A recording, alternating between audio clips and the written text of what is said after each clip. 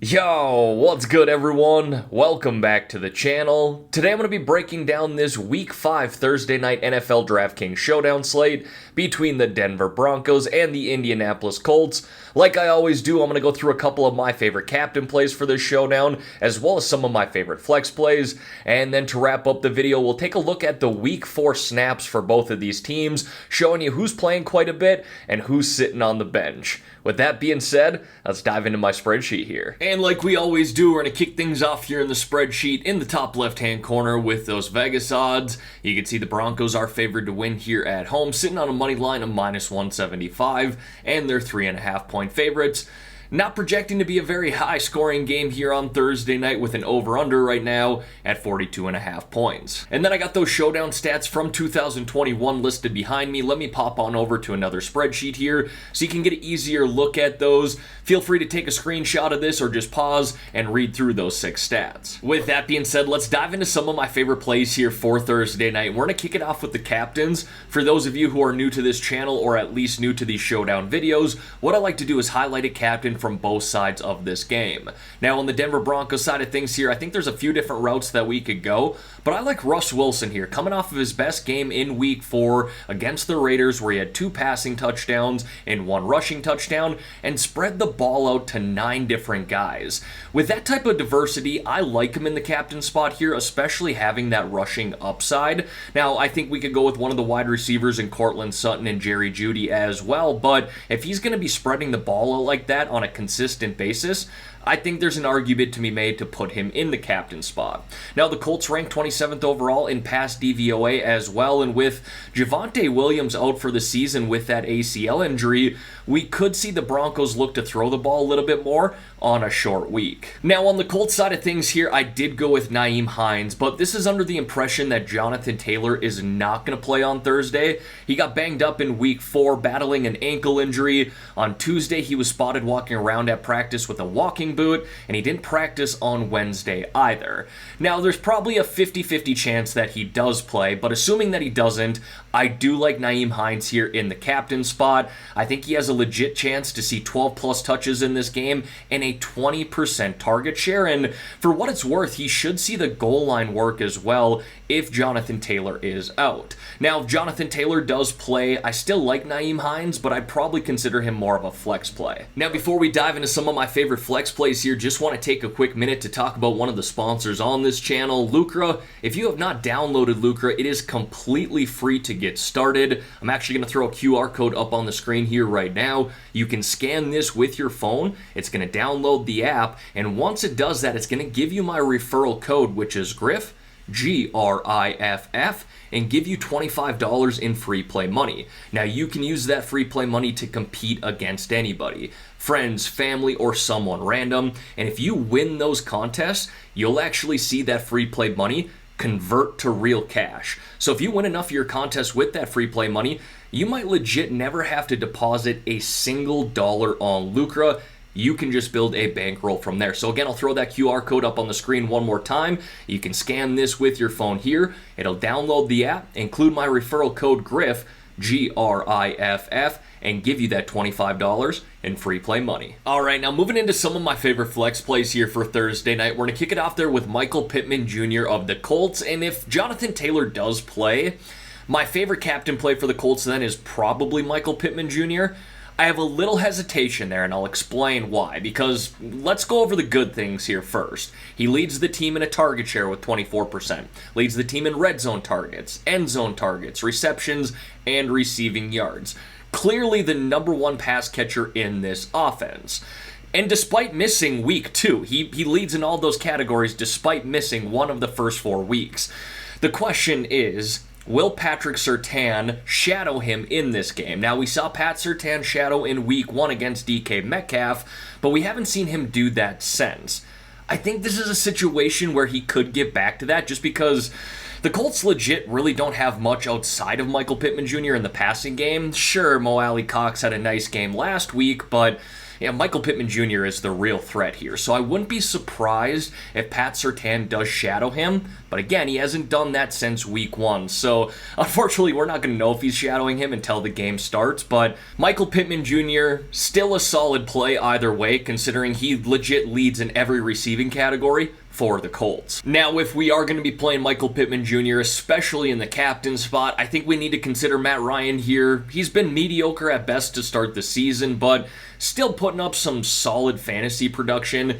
He also has 8 turnovers this year in just 4 games as well. So if you want to go with the Denver Broncos defense, they have a lot of playmakers on the back end. I have no problem with that either. Obviously not listed on the spreadsheet here, but being that it's projected to be a pretty low-scoring game in general, I think we could go a defensive route. But again, if we're going to be playing Michael Pittman Jr., especially in the captain spot, it does make sense to correlate him with Matt Ryan. And being that Justin Simmons and Randy Gregory are expected to miss in this game for Denver, who are big pieces on that defense, that might give Matt Ryan a little extra time in this game to make some better decisions from the pocket and not have those turnover-worthy plays. And for what it's worth, he's fairly reasonable in price here as well at $9,600. And so even though he is not my favorite play here on this showdown slate, if I'm going to be playing those Indianapolis pass catchers, it makes sense to correlate him with them. Next, I got Courtland Sutton there of the Denver Broncos, who's my favorite captain play outside of Russ Wilson. He currently leads this team with a 29% target share, leads the team in red zone targets,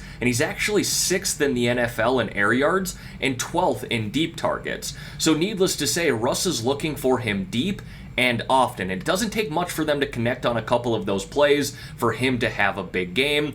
They also connected for the first time in the red zone last week against the Raiders, scoring his first touchdown on the season. It just seems like that connection is going to get stronger week by week. And again, this is a good matchup here for Courtland Sutton against this Colts defense, who ranked 27th overall in pass DVOA. Now, we all know the news with Javonte Williams. He's going to be out for the season, ACL surgery. You hate to see that with any player, especially a young running back like that. They don't have a long lifespan in the NFL as it is, but this is a big opportunity here for Melvin Gordon, especially on a short week. I know they signed Latavius Murray, but he played in London on Sunday with the Saints. Now he's got to travel here to Denver. I just don't see him having a big role here on such a short week. Now, I do believe that Mike Boone is going to see some work here as well, but I think Melvin Gordon is going to see most of the touches, most of the targets, and should see all of the goal line work. Now, the issue here is the Colts are very good at stopping the run, ranking 2nd overall in rush DVOA. But at $8,800, the opportunity will definitely be there for him, so I do like him at this price. And then I got Jerry Jeudy there of the Denver Broncos, who I also would consider in the captain spot. He's the number 2 pass catcher on this team behind Courtland Sutton, 2nd on this team with a 17% target share. But what I really like about this Thursday night matchup is his matchup in the slot. Judy's running about 65% of his routes from the slot, where he's going to see Colts cornerback Kenny Moore, who is by far the worst cornerback on that defense. And a really solid price at that as well, at $7,800. Now, folks, if you could take a quick second here to like this video and subscribe to the channel, I would greatly appreciate that. I got a lot of football content coming out this year, and for those of you who play NHL DFS or do some NHL betting, we're less than a week away from puck drop, and I'm gonna have a lot of content out for that this year as well. But I appreciate every single one of you who watch my videos. Let's get back into these flex plays here. Now, getting back to a couple players here on the Colts side of things, I do have Alec Pierce listed at $5,400. I'm going to like him a lot more if Pat Surtain does end up shadowing Michael Pittman. But again, we're probably not going to know that until the game starts.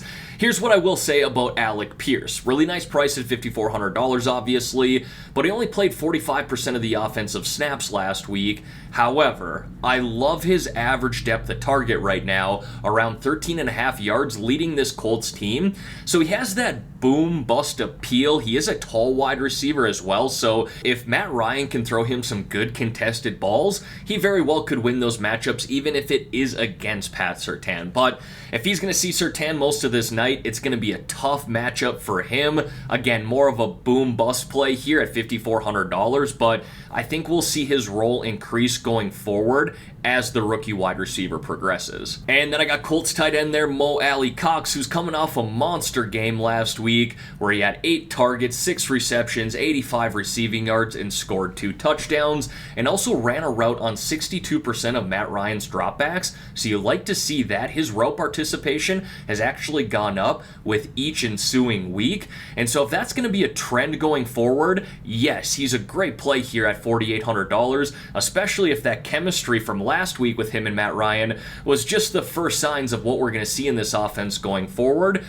But he's also likely going to be very popular at this price. So that's why he's more of a flex play for me, but he's definitely in consideration, as Broncos defense has been very good this year, but the one area they have been a little susceptible is against opposing tight ends, allowing 13 Draftkings points per game. That's the 13th most across the NFL. Now, anytime we get two teams playing in Denver, I think we have to consider the kickers. You know, the kicker situation for the Indianapolis Colts has been a little sketchy this year, but I do think we can go that route. But my preferred route here is to go with Brandon McManus of the Denver Broncos. He got that home field advantage. He knows how to kick here. In the altitude, these kickers just get a little extra boost. And McManus is tied for 6th in field goal attempts this year with 10 right now, largely due to this Denver Broncos offense struggling in the red zone. They're actually ranked dead last in conversion rate. That improved last week against the Raiders, but definitely something to note there.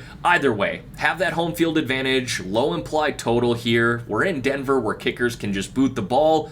I do like McManus here at this price of $4,000. And then to wrap up this spreadsheet here, I got a punt play in Kendall Hinton. Now, I almost went with KJ Hamler as the punt play, but he's surprisingly $4,400 on this showdown slate.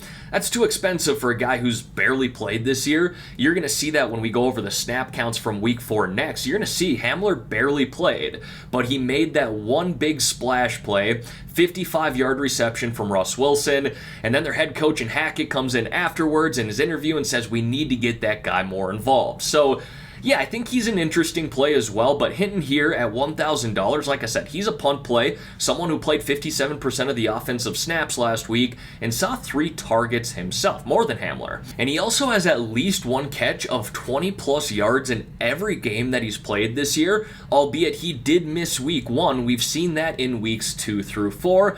So a little deep threat appeal there as well. And again, being that Javonte Williams is going to be out in this game, Denver playing on a short week, we could just see this Broncos offense throw the ball a little bit more in general. And then to wrap up this video here, we're going to take a quick look at the snap counts from week 4 for both teams. Starting with the Denver Broncos, I really want to highlight 2 things here. First, the wide receiver situation between Hinton and Hamler. You can see Hinton was kind of the guy last week. Played 30 snaps, 21 routes, 3 targets, compared to Hamler, who was just on the field for 4 snaps. I know he had that one big play of 55 receiving yards, and I suspect we'll see more of him going forward, but these numbers were very apparent to me, to say the least. And then the tight end situation is very gross for Denver right now. Albert O was supposed to be the guy heading into this year, but played 1 snap last week.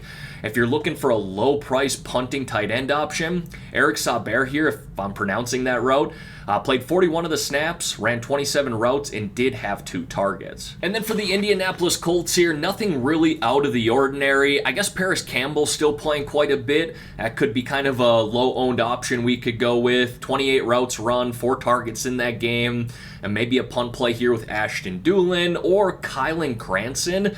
But overall, it's Michael Pittman Jr. who's the #1 pass catcher in this offense, and I think Nyheim Hines is going to see an expanded role here this week, whether or not Jonathan Taylor does play. All right, everyone, that is going to wrap up this video here for today. As always, thank y'all for taking the time out of your day to watch the content here on this channel. If you could like this video and subscribe to the channel, I would greatly appreciate that. Let's have ourselves a great day here, folks. Let's win some money on this Thursday night showdown slate as well. I'm out of here.